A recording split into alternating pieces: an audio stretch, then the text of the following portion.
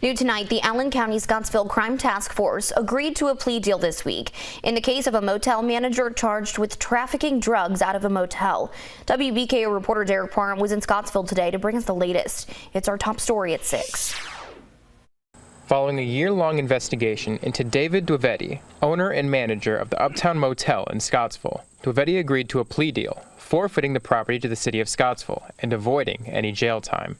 They say just plead the guilty and everything will be all right.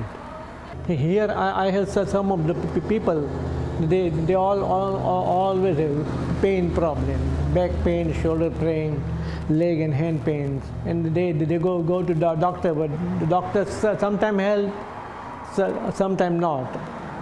Dwivedi said he's been selling pain pills from the motel for the last year, but he's been managing the property for over 2 decades.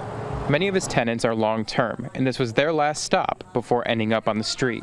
I asked a couple of people, but they have no answer right now, where they're going to go and what they're going to do.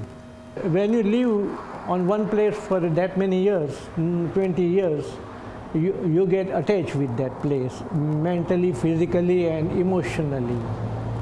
It's really hard to get out of here right away, but it's slowly we have to make up our mind that we have to go now. The property is set to be demolished in the near future, and tenants are being served a 60-day eviction notice. Motel tenants said they're frustrated their home will be torn down because of the actions of the property's manager, and that they haven't heard yet about whether any resources will be available when that time comes. We will reach out to some of the programs here and try to help with placement, and there's resources, a couple resources here in the county, in the city that we can try if there's places for them. You know, it's unfortunate because they're low income, drug addicts, and maybe this will be they'll take the steps for recovery and go from there. But I'm sure, if they reach out, there's places that we can assist them, in the future.